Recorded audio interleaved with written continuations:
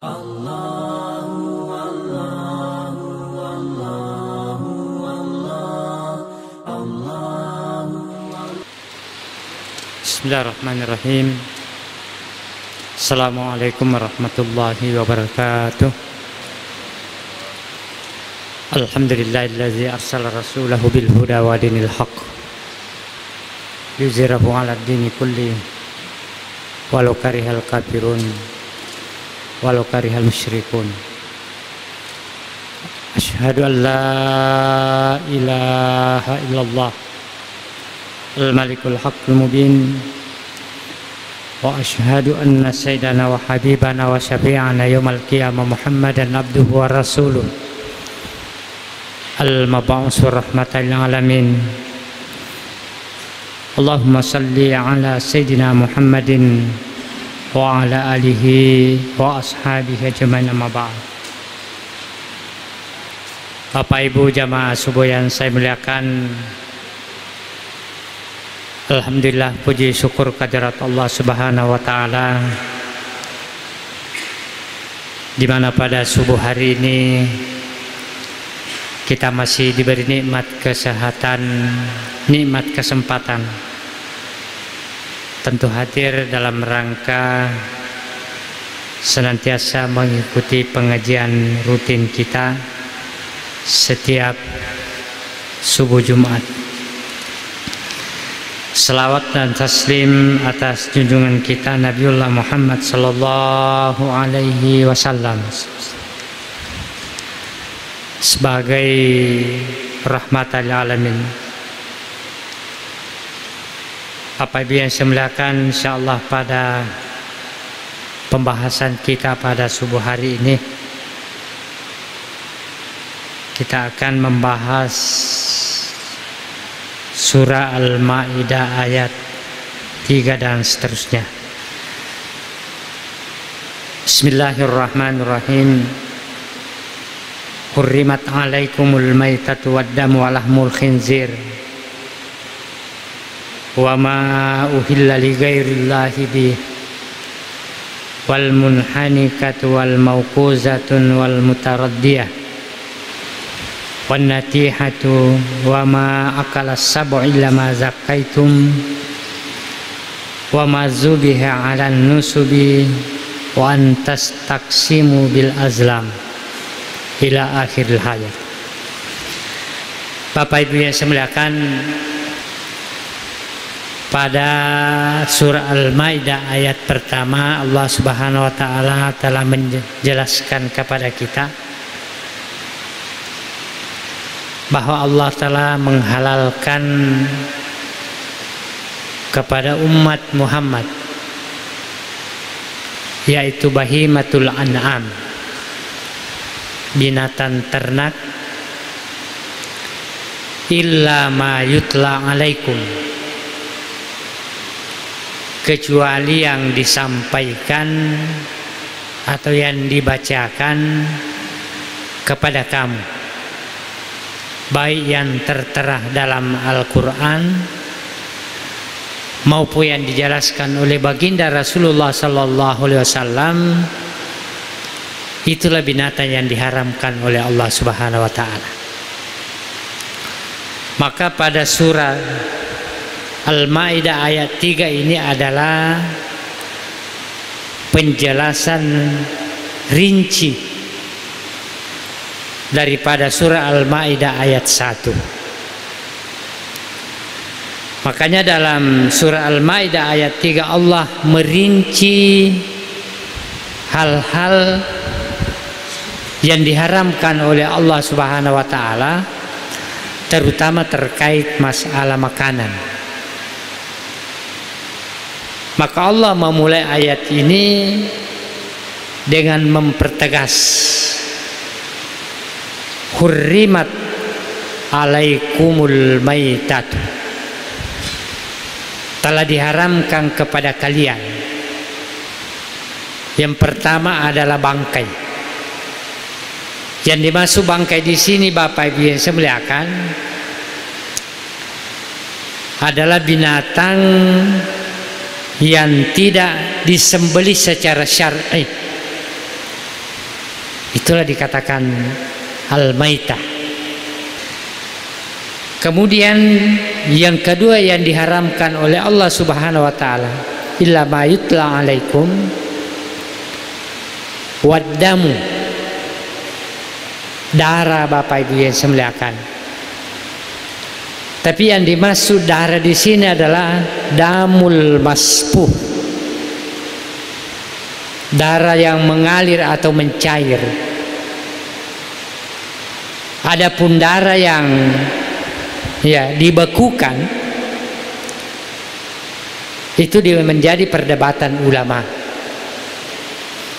Jadi yang dimaksud dengan darah mutlak diharamkan di sini adalah damul maspuha, darah yang mengalir atau mencair. Kemudian yang ketiga, walahmul khinziri, daging babi.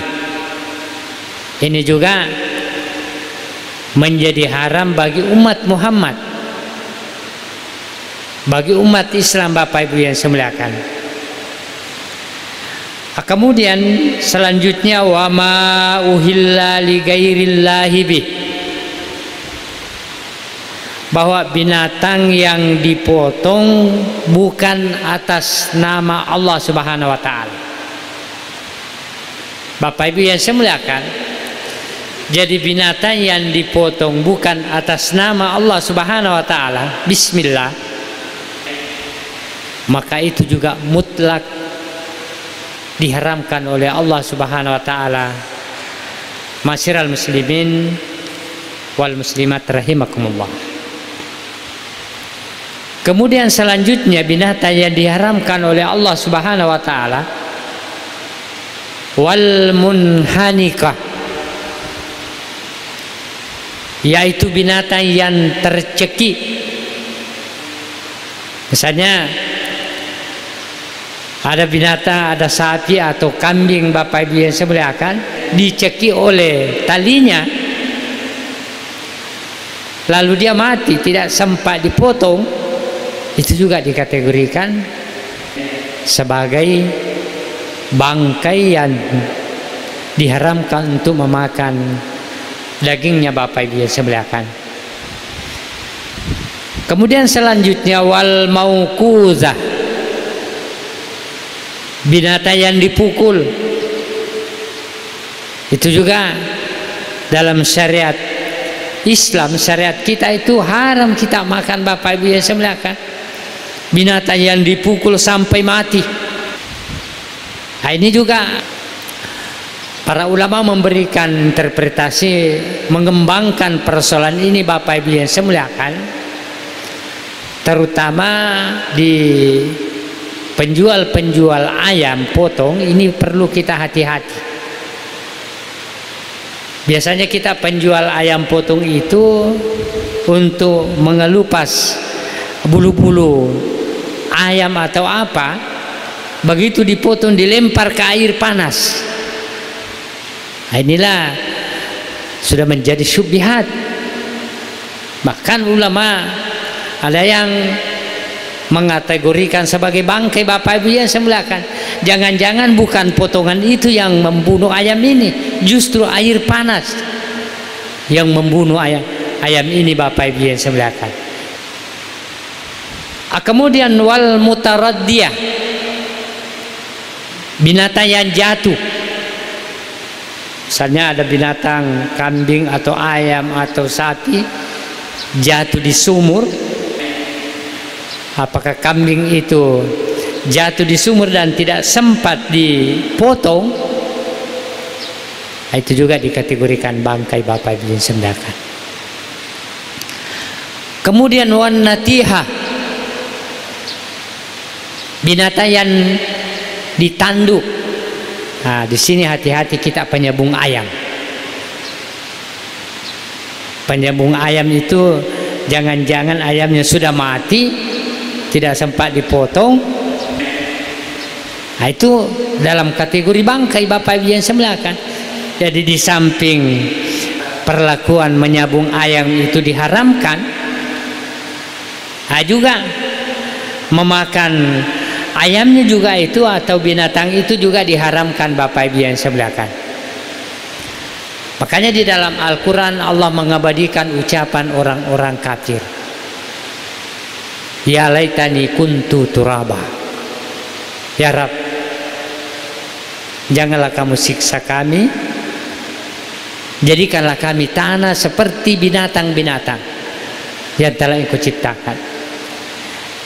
Maksudnya di sini Bapak Ibu yang saya muliakan, nanti di hari kemudian itu jangankan manusia yang berselisih diadili, binatang pun diadili. Jadi ayam diadili antara satu dengan yang satu. Ayam, kenapa kamu begini?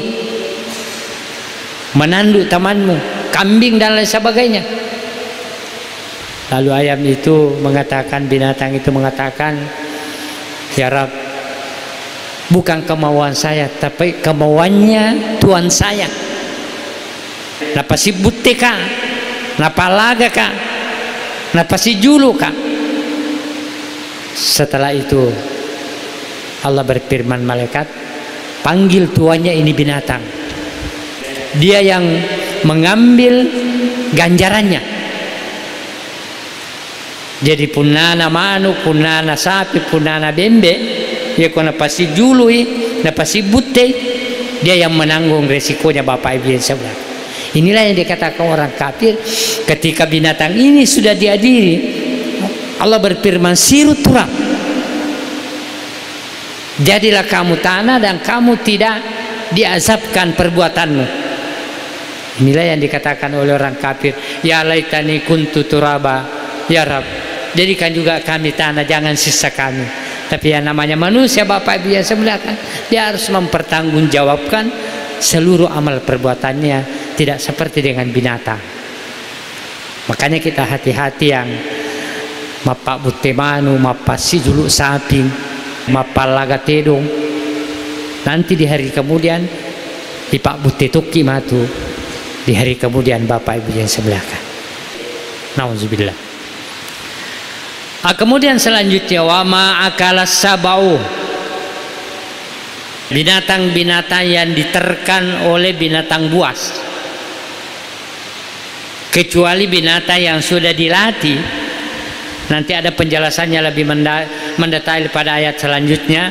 Kecuali binatang-binatang yang sudah dilatih untuk menangkap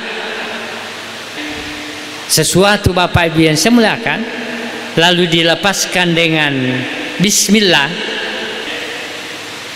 maka itu sudah dikategorikan sebagai zakaitum, pemotongan. Ketika dia menangkap misalnya binatang, itu sudah dikategorikan halal dimakan Bapak Ibu yang saya muliakan. Tapi binatang yang tidak, Bapak Ibu yang saya muliakan, yang dilepaskan, yang tidak terlatih dan tidak dilepaskan dengan samula, ketika ada yang ditangkap dan mati, itu sudah dikategorikan sebagai bangkai. Masyiral muslimin wal muslimat rahimakum. Apa yang disebutkan oleh Allah Subhanahu wa taala dari berbagai binatang tadi ini, baik tercekik, dipukul, jatuh, ditanduk, diterkam oleh binatang buas, dalam ayat ini dikatakan illa ma zakkaitum, kecuali binatang yang sempat dipotong. Bapak Ibu yang sebelah kan, interpretasi illa di sini al istisna, pengecualian, ada dua pandangan ulama. Apakah illa yang dimaksud di sini istisna muttasil, masih bersambungan dari ayat tadi setelahnya, dalam arti begitu ayam jatuh tanpa melihat apakah dia hidup atau tidak, ambil pisau dan potong? Ataukah itu istisnaul mungkati,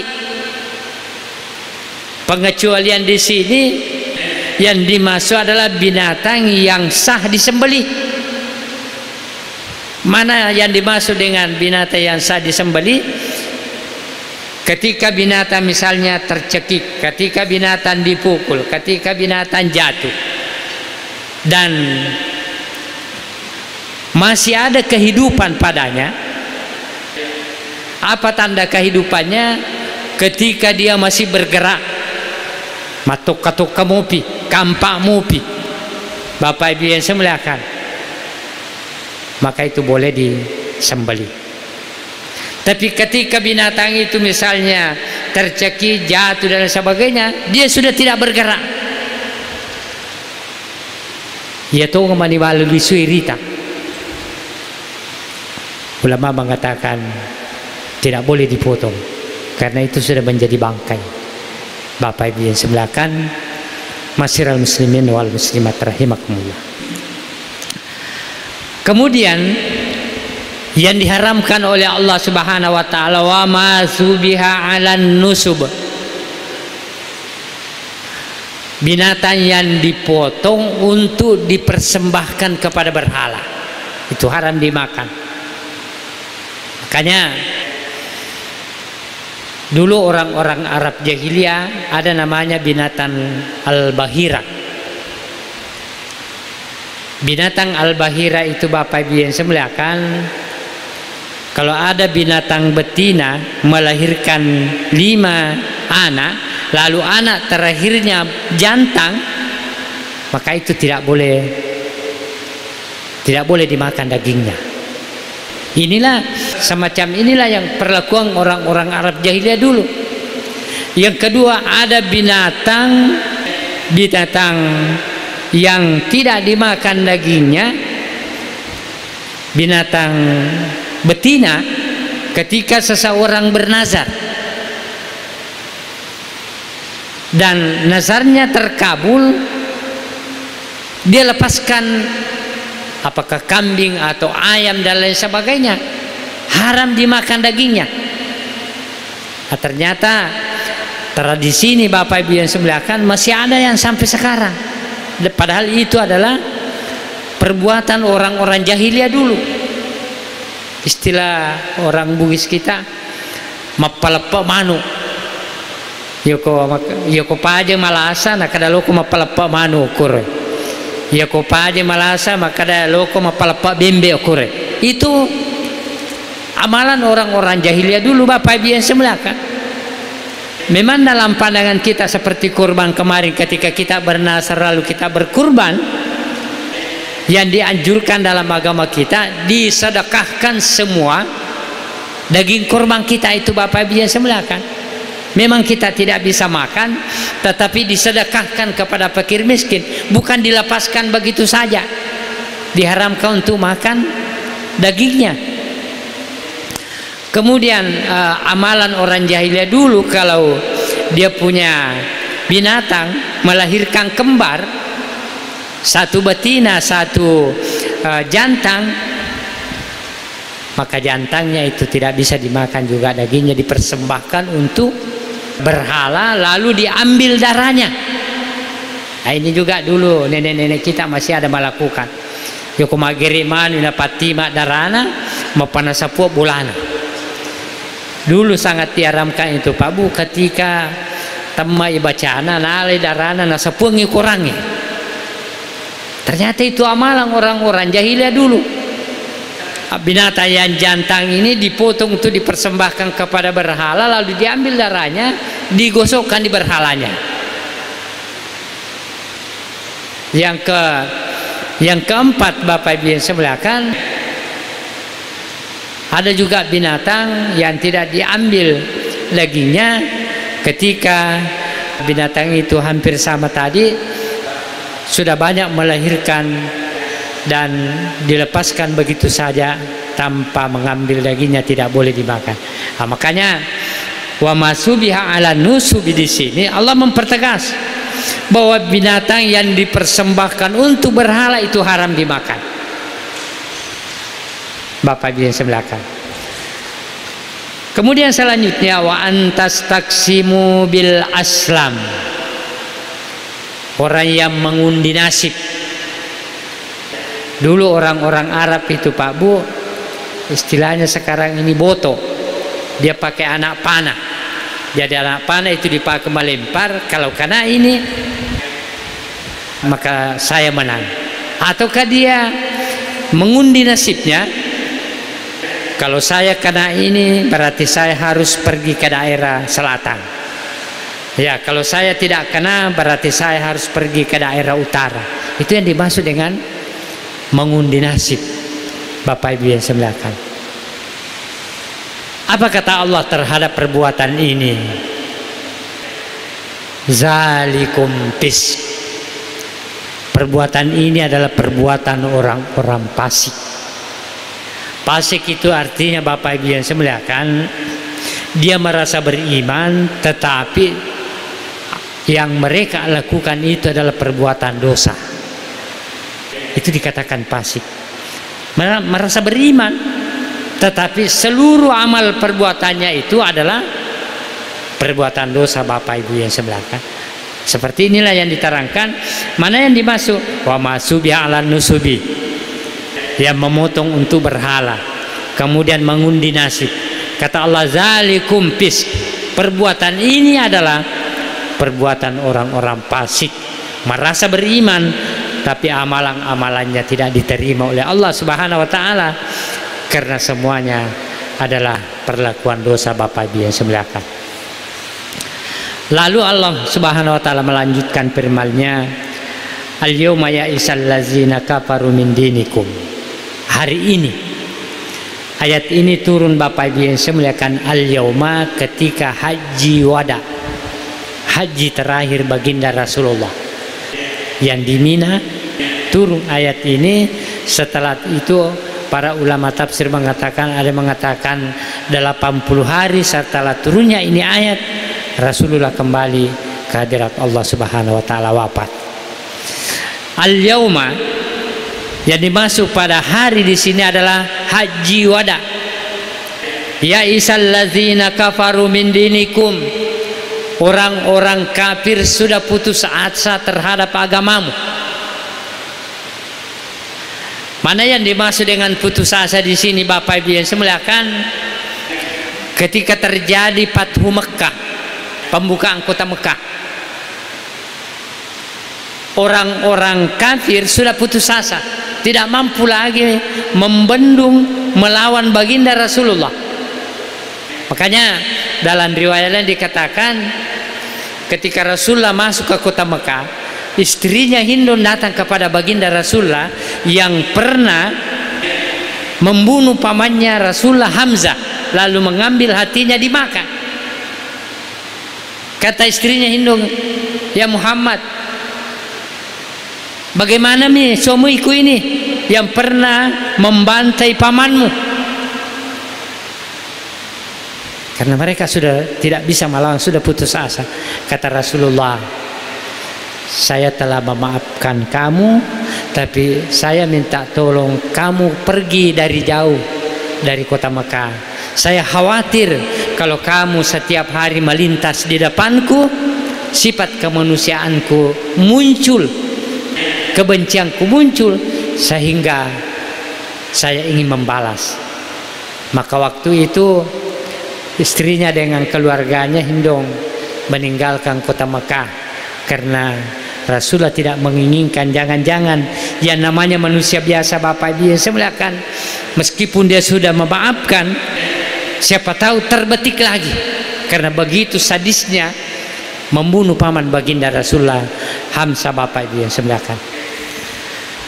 Fala takhshawhum wakhshawni, kata Allah, maka jangan takut kepada mereka, orang-orang kafir, orang-orang musyrik. Wakhshawni, maka takutlah kepadaku, kata Allah Subhanahu wa taala. Al-yauma akmaltu lakum dinakum. Hari ini yang dimaksud ketika haji wada, haji perpisahan, haji terakhir baginda Rasulullah. Akmaltu lakum dinakum, telah kusempurnakan agamamu, Bapak Ibu yang saya muliakan. Wa atmamtu alaikum ni'mati, dan aku cukupkan nikmatku kepadamu. Wa raditu lakumul Islam madina, dan aku ridai Islam sebagai agama. Ketika turun ayat ini, Bapak Ibu yang saya muliakan, banyak sahabat bergembira. Oh, agama kita sudah sempurna, agama kita sudah diridai. Ternyata Umar bin Khattab meneteskan air mata. Ditanya Umar, wahai Umar, kenapa justru kamu menangis? Kami ini bergembira karena agama kita sudah sempurna, ya, nikmat kita sudah dicukupkan, agama kita sudah diredai. Apa kata Umar? Apa yang Anda pahami lain yang saya pahami. Yang saya pahami, ketika seorang tukang bangunan membangun bangunan dari pondasi sampai ke atapnya lalu selesai, apakah kira-kira tukang itu masih tinggal di tempat itu? Kata para sahabat, tentulah tukangnya ya Umar meninggalkan kita, sudah selesai tugasnya. Inilah yang saya pahami, karena agama kita sudah sempurna, nikmat sudah dicukupkan, Islam sudah diredai. Yang saya pahami, ini adalah isyarat bahwa baginda Rasul akan meninggalkan kita. Maka menangislah seluruh sahabat. Bapak Ibu yang saya muliakan, ternyata interpretasinya Umar lebih tajam dibandingkan sahabat-sahabat yang lain. Bapak Ibu yang saya muliakan, pamanitturra fi mahmasatin gaira mutajanifin li'is. Ini tadi makanan-makanan yang diharapkan. Barang siapa yang terpaksa tidak sengaja melakukan pelanggaran ini, artinya memakan tadi yang diharamkan karena terpaksa, tidak ada bisa dimakan kecuali itu, mati kalau tidak dimakan, maka Allah membolehkan. Bapak Ibu yang saya muliakan, fa innallaha ghafurur rahim, karena sesungguhnya Allah Maha Pengampun lagi Maha Penyayang. Coba kita perhatikan dalam Al-Quran Bapak Ibu yang saya muliakan, ketika Allah berbicara tentang Ghafur, Tawwab, itu hampir-hampir selalu digandeng dengan Rahim, kasih sayang. Artinya apa? Bahwa di dalam ampunan Allah Subhanahu wa Ta'ala itu terdapat kasih sayang kepada hambanya. Bapak Ibu yang saya muliakan, Tawwabur Rahim, dengan ampunannya Allah Subhanahu wa Ta'ala itu terselip kasih sayang Allah kepada hambanya. Berbeda kalau Allah berbicara tentang Al-Aziz, Al-Alim. Kalau Allah berbicara tentang Al-Aziz, Al-Alim, hampir-hampir selalu digandeng dengan Al-Hakim, Maha Bijaksana. Artinya Al-Alimul Hakim, ilmu itu harus dibarengi dengan kebijakan. Kekuatan itu, kekerasan, harus dibarengi dengan Al-Hakim, kebijakan. Bapak Ibu yang saya muliakan, yang membawa maslahat kepada umat manusia. Misalnya, jangan mentang-mentang kita mengetahui bahwa ini adalah pencuri ayam, satu pencuri uang yang ratusan juta, sama hukumannya pencuri ayam dengan pencuri uang ratusan juta. Nah, disinilah yang dimaksud Al-Alim, Al-Hakim, kebijakan yang diambil bagaimana mampu membedakan, sama-sama mencuri, tapi hukumannya tentu ada yang lebih bijak. Bapak Ibu yang saya muliakan, sesuai dengan perlakuannya. Nah, makanya ayat ini ditutup dengan fa innallaha ghafurur rahim. Kalaulah misalnya ada yang terpaksa memakan binatang ini tanpa disengaja, ya, demi untuk mempertahankan hidupnya, ingat, fa innallaha ghafurur rahim, Allah Maha Pengampun. Di dalam pengampunannya itu terdapat kasih sayang Allah kepada hambanya. Masyiral muslimin wal muslimat rahimakumullah. Jadi Bapak Ibu yang saya muliakan, saya kira inilah pelajaran kita di subuh hari ini. Sebelum kita menutup pengajian kita, tentu ada yang ingin bertanya, satu dua orang, untuk memperjelas apa yang kita pelajari di subuh hari. Terima kasih. Bismillahirrahmanirrahim. Assalamualaikum warahmatullahi wabarakatuh. Waalaikumsalam warahmatullahi wabarakatuh. Gini Guru, ini hewan yang dipotong oleh bukan orang muslim, tapi dipotong. Tapi motongnya itu bukan orang muslim. Apakah itu hewan tidak haram dimakan orang Islam? Itu satu. Kedua, hewan yang terlatih. Hewan yang terlatih itu biasa kucing, burung kakak tua. Itu orang beli ikan di pasar. Setelah sampai di rumah dia tidak simpan baik-baik. Terus kucing itu ambil. Itu dibawa pulang ke rumah. Jadi itu apakah itu tidak haram dimakan karena bawaan kucing dari curian? Betul. Terus burung kakak tua. Ya. Kalau burung kakak tua itu banyak jemuran-jemuran ikan. Terus itu diambil dibawa juga pulang ke rumah. Apakah itu tidak haram diambil karena ini hewan sudah terlatih? Tidak apa namanya itu dicuri itu barangnya. Sekian dan terima kasih. Assalamualaikum warahmatullahi wabarakatuh. Ya, dipotong bukan orang muslim. Nanti di lanjutan ayat ini Allah Subhanahu wa taala berfirman, wa ta'amu ahlul kitabi hillul lakum, bahwa makanan orang-orang ahlul kitab itu adalah halal bagi kita. Makanya ada sahabat datang bertanya, ya Rasulullah, kami ini tinggal di daerah yang banyak bukan muslim. Bagaimana caranya kita memakan? Apakah boleh kita memakan makanannya, potongannya ahlul kitab? Nabi mengatakan kalau dia samullah, bismillah, makan. Tapi apakah dijamin atau tidak?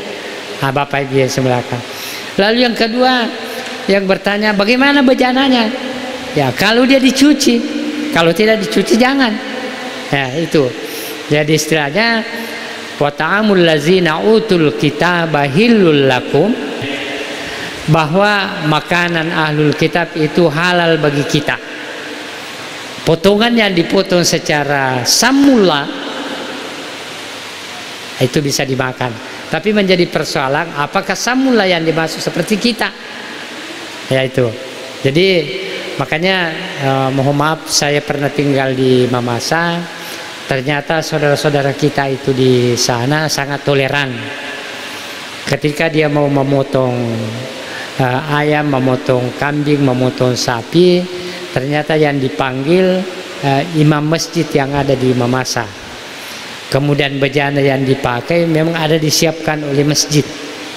Makanya saudara-saudara kita itu sangat toleran dalam persoalan ini. Tapi di daerah lain yang bercampur yang kita tidak tahu, lebih baik kita hindari, Bapak Ibu yang sebelahkan. Tapi yang jelas seperti tadi, yang memotong dengan samullah, itu kata Rasulullah silahkan makan.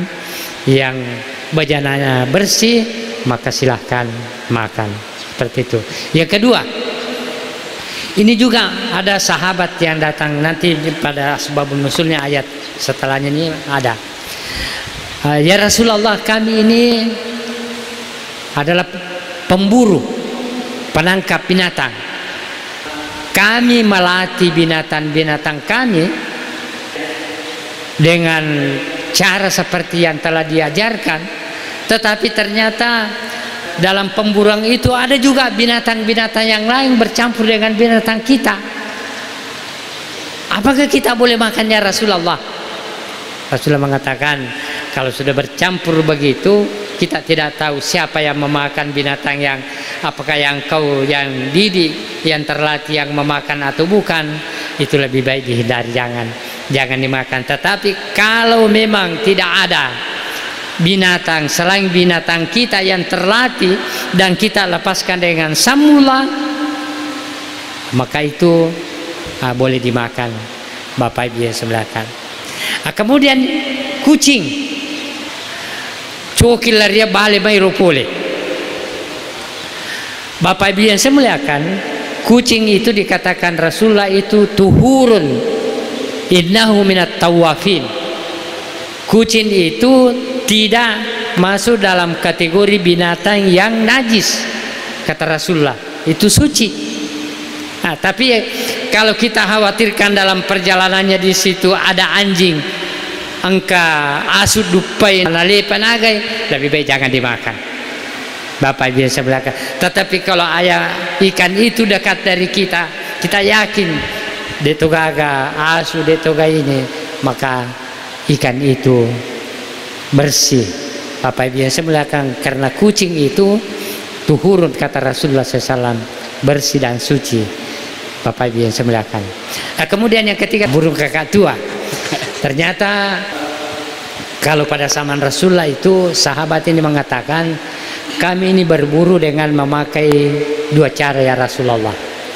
Yang pertama bil qalbi, yang kedua bil bisarah, burung elang. Ketika kami latih ini kedua binatang, lalu dia membawa pulang sesuatu seperti burung kakak tua, burung elang, apakah itu boleh kita makan? Rasulullah mengatakan, kalau kamu didik itu tadi, binatang yang kau didik memang untuk berburu, lalu membawa pulang, silahkan makan. Tetapi kalau tidak, jangan. Jadi yang dimaksud di sini binatang yang sudah dilatih dan dilepaskan dengan samullah, ketika membawa pulang sesuatu maka itu halal dimakan menurut Rasulullah. Tetapi ketika dia binatang itu tidak terlatih, misalnya ada anjing kita tapi tidak pernah dilatih untuk berburu, tiba-tiba datang membawa ayam atau apa, itu tidak disyaratkan, tidak dihalalkan Bapak biasa melakukan, karena bukan binatang yang terlatih. Saya kira seperti itu. Wallahu a'lam bishawab. Makasih. Jadi Pak, ya silakan Pak Haji. Terima kasih. Assalamualaikum warahmatullahi wabarakatuh. Waalaikumsalam warahmatullahi wabarakatuh. Pertanyaan saya yang pertama Pak Kiai, bagaimana kalau kita memakan sesuatu yang kita tidak tahu kalau barang itu adalah barang haram? Contoh, misalnya kami berkunjung ke suatu daerah di mana panitianya menunjuk suatu hotel, kami tidak tahu hotel itu muslim atau non muslim, itu kan biasa ada disiapkan makanan, itu ada sarapan pagi. Bagaimana dengan kondisi seperti itu Pak Ustaz, Pak Kiai? Itu yang pertama. Yang kedua, saya menarik tentang surat Al-Maidah ayat 3. Bismillahirrahmanirrahim. Al-yawma akmaltu lakum dinakum wa atmamtu nikmati wa raditu lakumul Islam madinah. Yang kami ingin tahu, ini pada saat haji wada, namanya haji wada adalah haji perpisahan. Apakah itu menunjukkan bahwa rukun Islam itu ada 5 dan haji itu yang terakhir? Apakah sholat, syahadat, zakat, puasa dan haji itulah yang disempurnakan oleh Rasulullah, bahwa telah aku cukupkan agamamu dari 5 rukun Islam itu, atau bagaimana?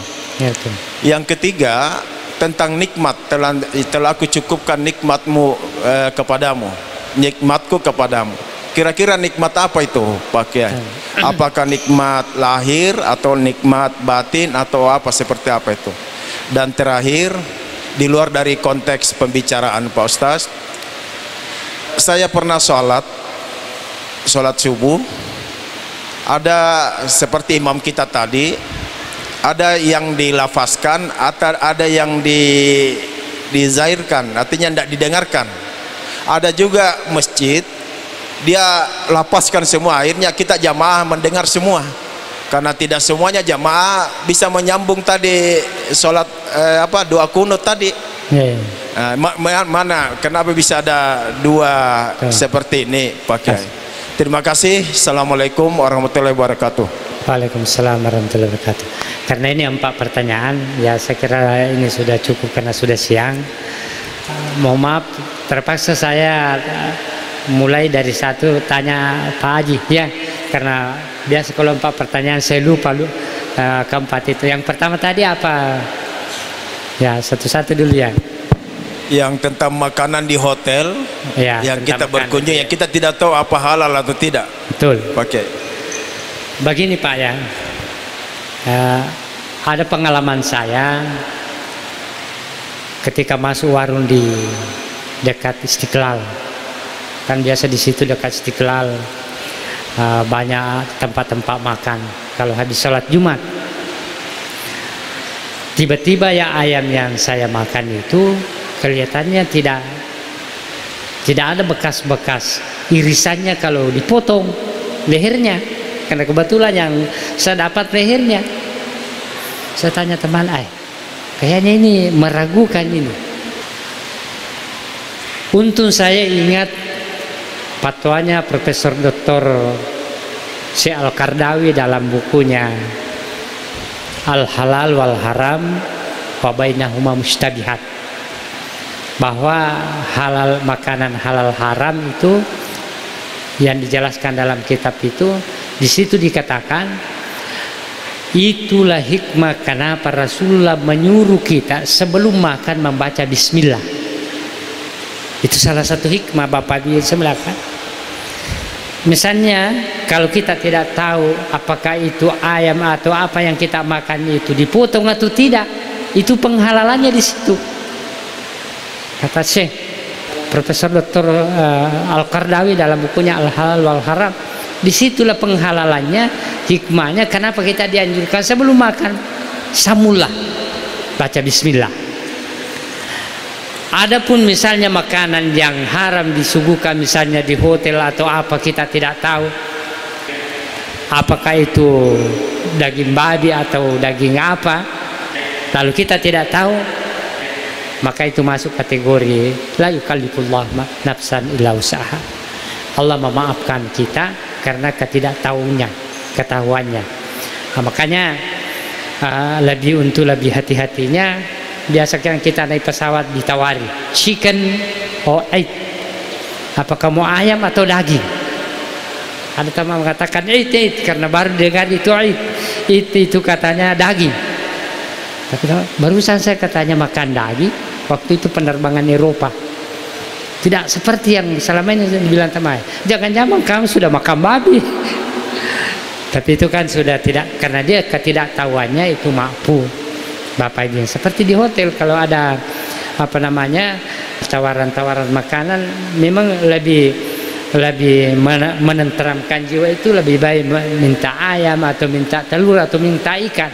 Kalau memang kita tidak tahu apa yang disuguhkan di hotel itu atau di tempat-tempat restoran, meskipun kalau kita tidak tahu makan daging itu, ya itu sudah dimaafkan oleh Allah Subhanahu wa Ta'ala.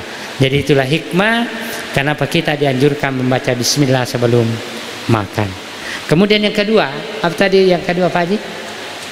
Ya terpaksa saya harus karena lupa. Ya, yang kedua itu apakah karena ini haji wada, haji perpisahan, telah saya sempurnakan agamamu, apakah karena haji yang terakhir Pak Kiai ya, dari 5 rukun Islam, apakah seperti itu interpretasinya? Iya. Ya.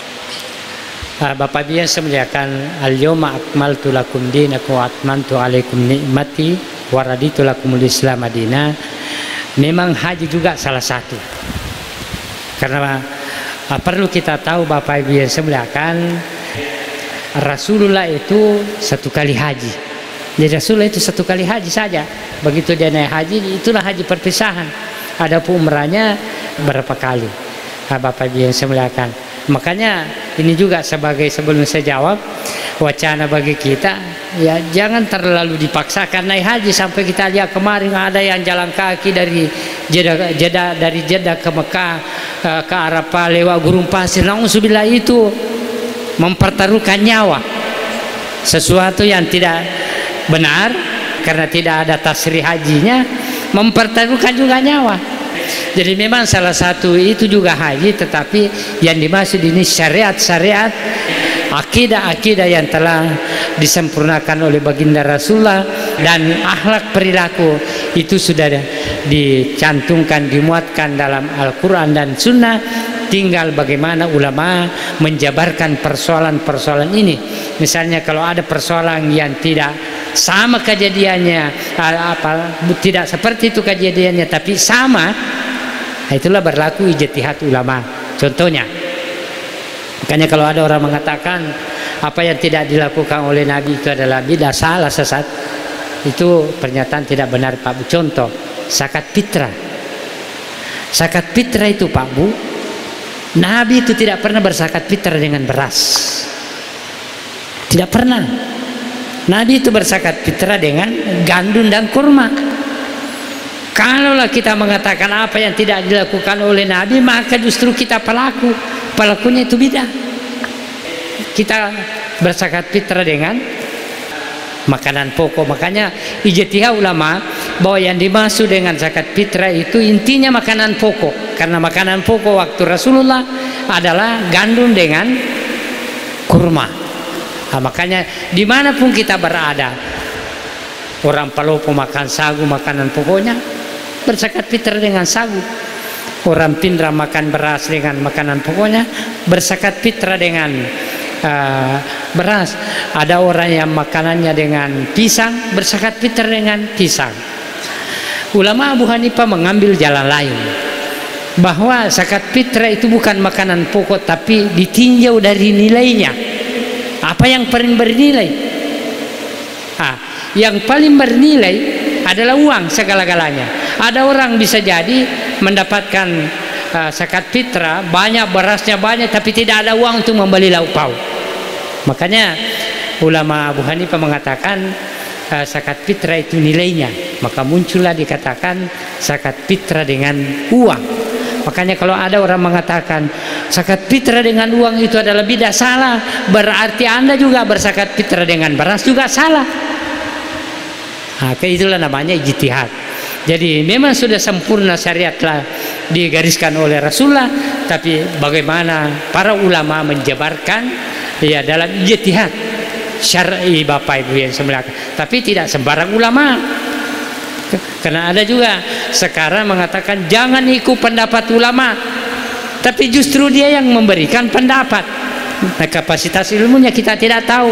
Ini yang bahaya sekarang, informasi tentang masalah-masalah Bapak Ibu yang semuliakan. Jadi bukan haji saja, di situ seluruh syariat, akidah dan akhlak itu sudah tertuang sempurna dalam Al-Quran dan hadis, tinggal dijabarkan oleh para ulama mujtahid Bapak Ibu yang sebelahkan. Kemudian yang ketiga, yang ketiga, telah aku cukupkan nikmatku kepadamu. Itu nikmat apa itu Pak Kiai? Siratal ladzina an'amta alaihim. Ketika kita membaca surah Al-Fatihah, Alhamdulillahirabbil alamin arrahmanirrahim maliki yaumiddin, sampai kepada siratal ladzina an'amta alaihim, jalan orang-orang yang telah engkau berikan nikmat. Nikmat di sini secara umum Bapak Ibu yang saya muliakan, apakah nikmat materi ataukah nikmat kesehatan, tapi yang terpenting adalah nikmat iman Bapak Ibu yang saya muliakan. Makanya ada orang biasa mengatakan, aina cacan aja kapa punggala ta'ala ya mana katurina pala saya lenga. Bisa jadi Allah menguji iman Anda. Anda diuji kesabarannya Bapak Ibu yang saya muliakan. Bukan dibenci, tetapi Allah menguji kesabarannya, tawakalnya kepada Allah Subhanahu wa taala. Jadi mencakup siratal ladzina an'amta 'alaihim ghairil maghdubi, nikmat materi, nikmat kesehatan Bapak Ibu yang saya muliakan, tapi yang terpenting adalah nikmat iman. Kedua-duanya ini tidak ada apa-apanya dibandingkan nikmat iman Bapak Ibu yang saya muliakan. Masyiral muslimin wal muslimat rahimakumullah. Saya kira seperti itu. Allah. Yang terakhir, doa kunut Pak Kiai, ada yang dilapaskan, ada yang disairkan. Doa kunut. Begini Bapak Ibu yang saya muliakan, kita lihat kalau kontes kunut itu semuanya doa, itu dilapaskan. Kita lihat di bagaimana Imam As-Sudaisi di kunut terakhir 10 terakhir bulan Ramadan itu semuanya menyangkut doa, maka itu dilapaskan. Tapi kalau kunut itu menyangkut perjanjian kita dengan Allah Subhanahu wa taala, kan ini Allahumma hdini fiman hadait, doa semua itu wa'afini fiman afait, kesehatan ya. Kemudian ketika sampai setelah doa-doa itu Itu perjanjian kita dengan Allah, maka itu antara kita dengan Allah, itulah yang tidak dilepaskan. Karena bukan doa, tapi perjanjian kita dengan Allah Subhanahu wa taala. Nanti dilepaskan ketika membaca lagi salawat secara umum. Tapi ketika kunut itu, karena kunut itu intinya Pak Bu adalah doa. Kunut itu adalah doa. Ketika kunut itu semuanya doa seperti kita lihat di Mekah, nah itu boleh dilepaskan. Karena itu supaya didengar semua orang. Tapi ketika kunut itu menyangkut perjanjian kita dengan Allah, maka cukup kita dengan Allah Subhanahu wa taala mengetahui. Tidak perlu dibesarkan atau diperdengarkan orang lain. Saya kira seperti itu. Wallahu a'lam bishawab. Bapak Ibu yang saya muliakan, karena siang telah tiba, mudah-mudahan apa yang kita pelajari di subuh hari ini dari surah Al-Maidah ayat 3, kita senantiasa mendapat hidayah petunjuk dari Allah Subhanahu wa taala. Mari kita menutup pengajian kita dengan bermunajah kepada Allah Subhanahu wa taala. Bismillahirrahmanirrahim. Alhamdulillahirabbil alamin. Wassalatu wassalamu ala asyrafil anbiya'i wal mursalin Sayyidina Muhammadin wa ala alihi wa ashabihi ajma'in. Allahumma ighfir lil muslimina wal muslimat wal mu'minina wal mu'minat al-ahya'i minhum wal amwat innaka sami'un qarib mujibud da'wati bi rahmatika ya arhamar rahimin. Allahumma taqabbal salatana wa qiyamana wa qu'udana wa sujudana wa sikna bi rahmatika ya arhamar rahim. Allahumma inna nas'aluka salamatan fid din wa afiatan fil jasadi bi rahmatika ya arhamar rahimin. Allahumma rabbana ighfir lana wa liwalidina kama rabbawna shighara bi rahmatika ya arhamar rahimin. Rabbana hab lana min azwajina wa dzurriyyatina qurrata a'yunin waj'alna lil muttaqina imama. Rabbana zalamna anfusana wa illam taghfir lana wa tarhamna lanakunanna minal khasirin. Rabbana atina fid dunya hasanah wa fil akhirati hasanatan wa qina azabannar. Subhana rabbika rabbil izzati amma yasifun wa salamun alal mursalin walhamdulillahi rabbil alamin. Wassalamualaikum warahmatullahi wabarakatuh.